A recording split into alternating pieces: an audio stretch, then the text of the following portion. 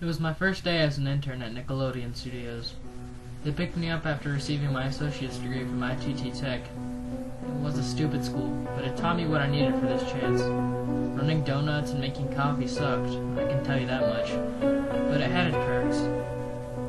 Me being on the road of an editor, I sometimes received the opportunity to see episodes before they were officially released. Today I was invited to the editing studio, but you see, it was odd. There was no one in there. Normally this would cost me my internship. Oh God, I couldn't resist the urge. It was overwhelming, encompassing. Oh God, dear feeling. As soon as I walked in the door, it slammed behind me. I figured this is one of those somewhat cruel pranks the editors sometimes pull on you guys. So with the door locked, I figured this was some kind of punishment. But my heart slowly sank. My internship was in huge jeopardy. They probably already knew I was here. Panicking, I ran at the door with all my force, slamming into it with all my might. And not to boast, but I wasn't the weakest guy. I've been working out for the past 3 years. Dear Lord, there was something on the other side of that door. Some force stronger than the strongest man, making sure I couldn't leave until I did what I was sent to do. Now in my panic, I hadn't noticed the netbook, the chair, and the small table it was sitting on. In the disc tray, there was a blank CD. Usually these were editing discs, clearly cherry episodes just barely leading production. It didn't have any markings or even a name. But something beckoned me. Something pushed me to the chair and forced me to sit. As I slowly pulled the chair back, my heart rate slowly increased. You could almost hear it in my chest. I slowly pushed the DVD chair shut without any prompt or confirmation. It just started. Something seemed odd straight away. Normally, it would open in VLC or a Windows Media Player. However, this was odd. It just opened with no video player. It seemed the computer itself was just a video player, but it couldn't be. It seemed just like any other netbook the interns or staff carried. Or was it? As the title card flashed, I could immediately see my first assumption was wrong.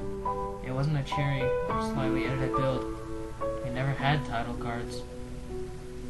This was either finished or just ready to leave production. The title card seemed to be odd. I had never seen anything like it. Instead of the usual fun font that they used to pop out and seemed colorful, of course to appeal more to children, it seemed more gothic. Something you would see in a horror film. The words in the title card made my heart sink farther. It had to be a joke, right? Why would someone try to scare me this terribly, though? The words read, "You nosy intern, you shouldn't have come in here." And then the usual happy bubble transition that they used to use was just gone. The text just melted down the screen, almost like blood running down a wall, and it slowly faded into the show from a couple seconds of utter silence.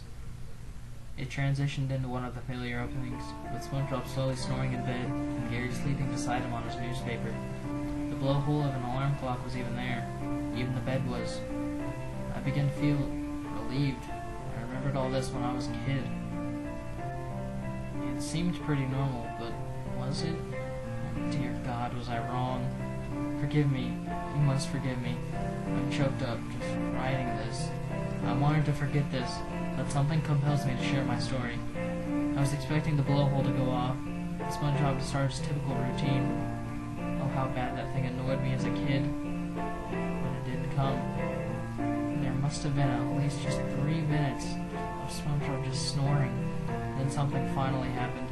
It started to slowly pan into his face. Really slowly, waiting in anticipation, just dying for something to finally happen. I would later greatly regret this decision. What I would give if I just ended it right there. As it finally reached deep into his face, you could clearly see his expression. It was one of the horror, malice, ones someone in a terrible nightmare would have. His eyes almost seemed as if they had been stitched shut. Then had a transition, not the usual fade to black or the joyful bubbles, but something altogether much more sinister. It was a fiery transition, almost like the previous screen had just burned up. By all appearances, we were now in SpongeBob's mind, in his dream, his nightmare. It appeared to be Bikini Bottom. There was something very, very wrong. The whole city seemed in shambles. The horizon was blood red. The buildings were burning. SpongeBob was just walking down the road. It seemed the path he would normally take to the Krusty Krab. The people around him, oh dear God, I still remember it. The blood-curdling screams. At this moment, I realized that there was something very wrong. This had no appeal to children. Hell, most adults would find this a bit morbid at this point. The scream, oh God, the scream. It was of someone in great pain, being tortured, or slowly dying. The blood curdling. At this point, I couldn't see who it was coming from. Just SpongeBob walking, slowly, silently, as the screaming slowly continued, getting louder and louder. Oh God, I almost wanted to claw my eyes out when he turned the corner. I saw the source of the screams. It was terrifying, horrible, inhuman. It was Patrick, hammered into a stake, almost like the crucifixion of Jesus Christ. But also, his stomach.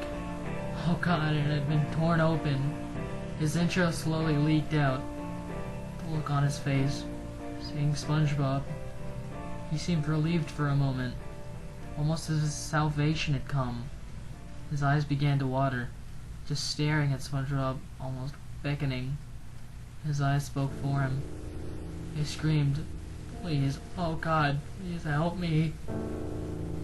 He then transitioned over to SpongeBob, and he now just stood there, staring back at Patrick, watching his friend slowly suffer and die. Patrick then began to weep slowly, almost as if he understood something that I, the viewer, didn't. SpongeBob then began to open his mouth. Slowly, in a low, almost satanic, demonic voice, he whispered, "Suffer, fat one. You, this whole town, brought this upon themselves." And then he turned and slowly walked away. At this moment, I screamed out in horror, almost praying that someone would hear me. Someone would walk in. It would cost me my internship, but anything to end this. Now you may find yourself thinking, why don't you just stand up and attempt one more escape? I couldn't. Something deep down inside me told me if I moved, I would regret it. I had to finish watching. I just had to. SpongeBob then continued down the road, slowly approaching the Krusty Krab. In the background you could hear more screams. Some were horrible, blood-curdling ones. You could tell they came from one great agony. But there had been one new sound thrown in. A horrible, twisted laugh. One of great malice. Most of us, someone had been hunting an animal and thoroughly enjoyed themselves all too much. You could hear them very distinctly, fading away into the background, as if they were chasing someone in the other direction. You could hear them. Oh, even faded, it was still heart-stopping.